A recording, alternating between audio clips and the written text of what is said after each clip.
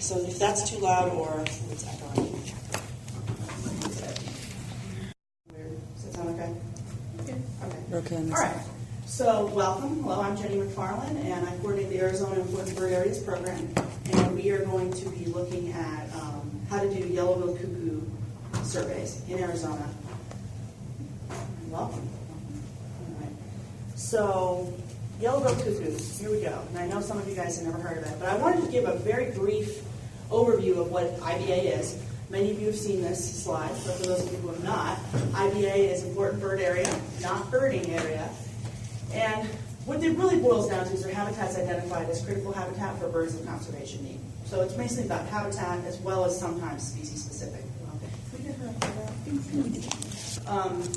So they can sometimes, we do, all over the state of Arizona, we do lots of citizen science driven bird surveys. Sometimes they're just all bird surveys where we go to an area, survey a route, and just write down everything we see. Sometimes they're species specific too, though. We've done owl surveys, totem surveys, and in this case, cuckoo surveys. We have done these in the past also.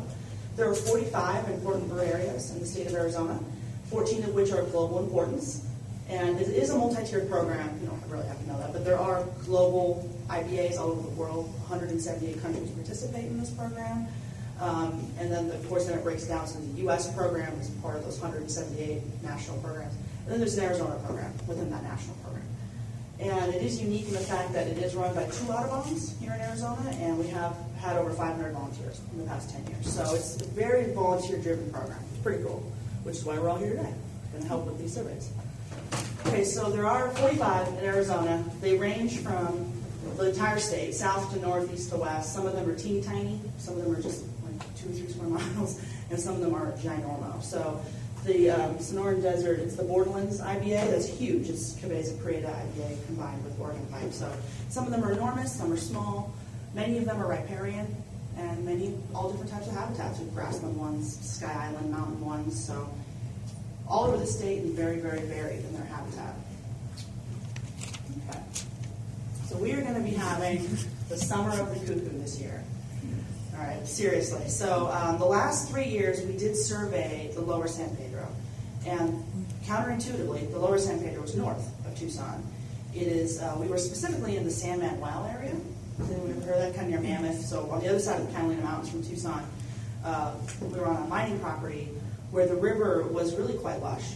And it was that kind of classic cuckoo habitat we all think of, with the flowing river and the overhanging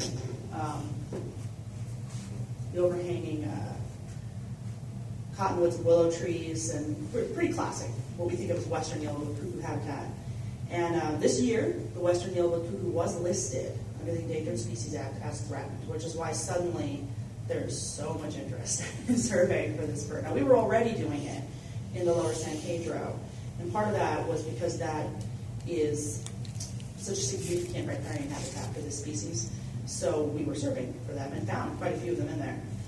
But we're not doing that this year. We're doing something totally different. We are doing the Coronado National Forest, and we have a partnership with them. We have a contract with them to survey 8 different areas, 5 routes each within 8 areas. So that's a lot of surveys, which is why we're reaching out for you folks to help us. There are some critical habitat implications, and what that means is because the cuckoo has been listed, specifically the western yellow-billed cuckoo, and we'll talk about that, has been listed, there is a legal designation that happens on federal land called critical habitat. And it doesn't so much affect private lands, but it definitely affects public-owned lands, where when an area is designated, like mapped out, literally sort of drawn out as critical habitat for a species protected under the Endangered Species Act, all sorts of restrictions kick in onto what they're allowed to do to that land. They have to assess if it's going to affect that species. One bird that this has been happening for in Arizona is the southwest willow flycatcher. There are some critical habitat designations. It was a big fight a few years ago where some agencies want critical habitat, some don't, and it becomes a struggle. But at the end of the day, U.S. Fish and Wildlife Service decides where that critical habitat is going to be. It is data, it's based on data, as well as some other things, habitat, implications, but it is a legal designation. The Coronado feels like they should have more critical habitat. They want more. in their areas. And part of the reason they've asked us to go in there and do these surveys is we're going to be doing areas that are less traditional for cuckoo surveys. We'll be doing higher elevations, canyons where there is riparian vegetation because there's a creek bed there, but it's not flowing during the summer, which is unusual for what we all think of as cuckoo habitat in the West. So it is a really interesting project that we're doing this summer, and it has real-world conservation outcomes because this could actually create more critical habitat on the Coronado National Forest and protect these areas if indeed we do find cuckoos out there using them. Or if we don't, then that's also very important data too. And they also want us to do some habitat assessment data so we can find out if, maybe try to find a link to what kind of habitat they're using in the Sky Islands so that then they can make larger assumptions about, well, maybe these drainages should be listed as critical habitat too, that we don't get to. So it's a really cool project, and it's going to be a lot of work, but it is definitely, it could actually have real on-the-ground conservation outcomes. Okay. So what's going on with cuckoos? This is an eBird map. I took this from ebird.org, and this is a range map of yellow-billed cuckoos in general, which brings up an interesting point. There's one species called a yellow-billed cuckoo. There's just one. And then you start getting into the subspecies game. Okay? So this is a range map for the species yellow-billed cuckoo. As you can see, they are extremely abundant in the West, or excuse me, the East. In the eastern part of the United States, they're very widespread and reasonably common. But out here in the West, it gets much, much more spotty. Okay, so let's zoom in. Okay, so what they're talking about, and this was in the protocol too, what they're talking about is a distinct population segment. And that's a legal term, and what it basically means is subspecies. That's what we would all call it, it's a subspecies. And a distinct population segment means that it can be listed when the entire yellow-billed cuckoo species is not. So it is just the western yellow-billed cuckoo that is being listed as threatened. So they did this for willow flycatchers too. It's not the entire willow flycatcher species, it's the southwest willow flycatcher. So they're doing that the same thing for the cuckoo, where it is the western yellow-billed cuckoo. And your protocol goes into a little bit of detail as to why this has happened. And a lot of it has to do with habitat. Out here in the West, cuckoos are pretty strongly tied to riparian areas, and meaning that there's actually some water present or riparian vegetation present. And a lot of that area habitat has been lost. And in California especially, they estimate up to 99% of that habitat that was there historically is gone. So potentially less than 1% remains. Arizona's a little bit different, where they think upwards of maybe 10% could remain. So we do have more cuckoos in Arizona. They are almost non-existent in California now, the western yellow-billed. Yes, Kate? When you showed us the eBird map, there's a dark and light. What? Oh, okay. Yeah, this is a functionality of eBird, and I cut it off. There's a scale. The darker the block, the higher percentage of checklists contain that species. Okay. So that's it has density, to do with not density. Season or... No, it has to do with density. So in those darker blocks, birds are being reported more frequently. Okay. So this actually just might correspond to cities where there's more people birding, not necessarily more birds. Yeah, eBird tries to calibrate for that sort of thing, but Yeah. there could be just more popular birding areas. Yeah, could be. Okay, so does everyone understand this? That the fact that this is where the legal designation is, the line kind of cutting through New Mexico, and so any cuckoo on the west side of that line is considered part of this subspecies, this distinct population segment, protected under the Endangered Species Act. All right, so this is a great little graphic, and it shows a little bit of how different the two subspecies act. So this is also from eBird. Let's just watch it first.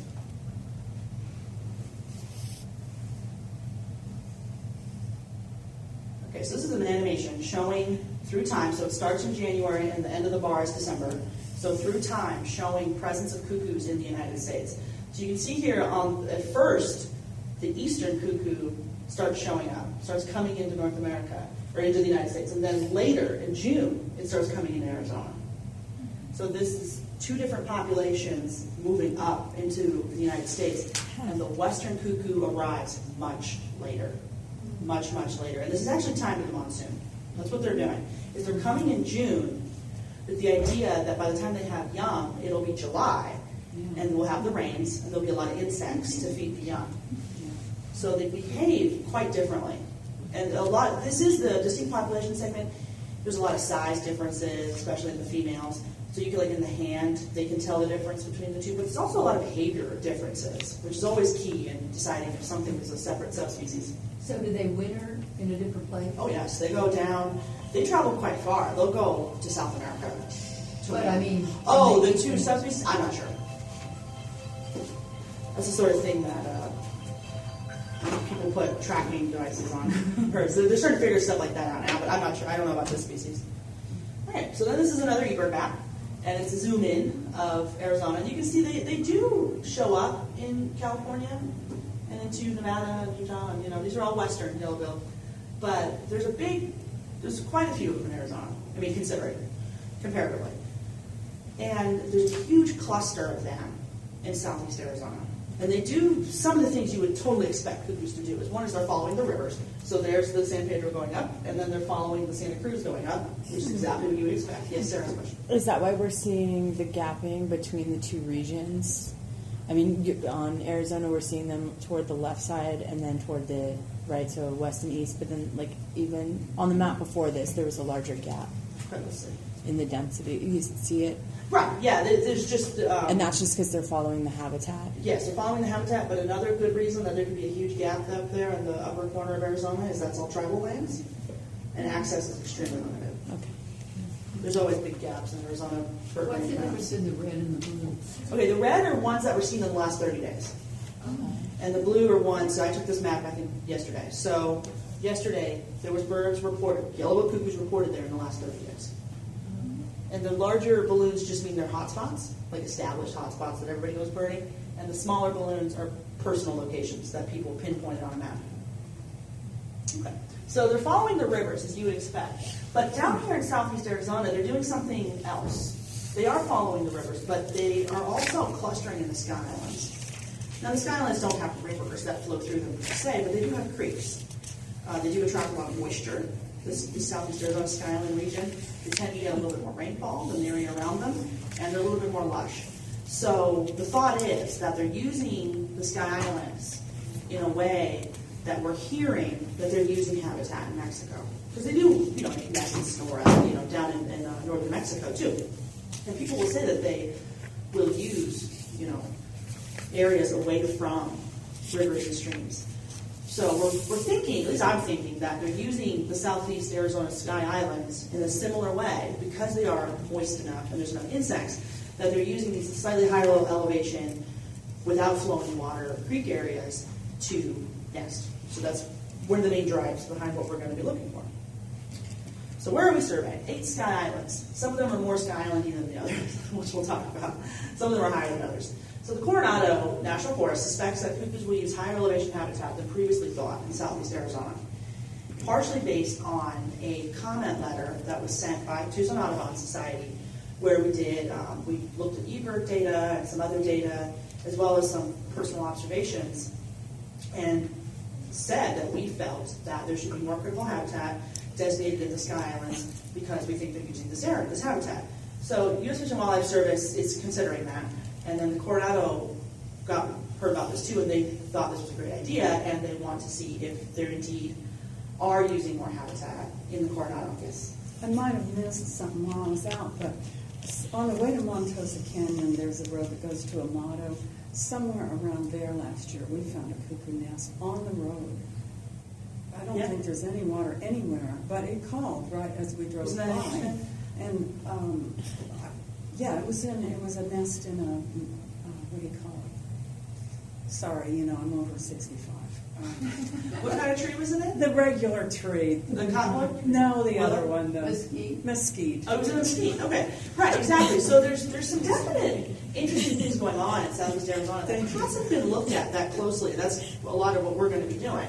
Interesting. And Tucson Audubon, myself and John Yerger at the last festival, Tucson Bird and Wildlife Festival in August, found a cuckoo nest in Montosa Canyon in August 2014.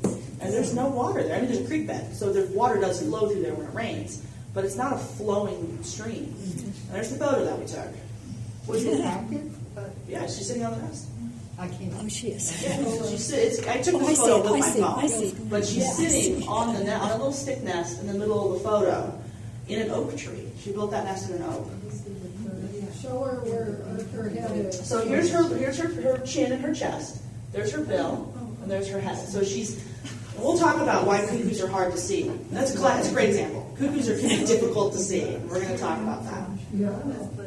And the only reason we saw her at all is because the male called. He was higher up in the tree. He called. That's the only reason we saw her. She was just sitting very, very quietly. They had a whole field trip of people there. And she was right off the road in Montosa Canyon, in an oak tree. So that was pretty crazy. So we included this photo with our comments. And this is an area we will be surveying, Montosa. But why did you, what was it that you told them it was higher? So how high was that? Montosa Canyon's not that high. It's not that high, but that's not really, it's not in a cottonwood willow drainage, which is where they're supposed to be. Okay. And it's not near flowing water. I mean, there is a creek bed right off the road right there. So the water does flow there, so there is lush vegetation and a lot of insect life, which is really what the cuckoos are actually looking for. It's not like they're looking for water specifically. They're looking for what water brings, which is lush vegetation and prey items. So they were clearly able to find it here in Montosa Canyon, and so they're nesting. Where is Montosa? It's in the Santa Rita Mountains.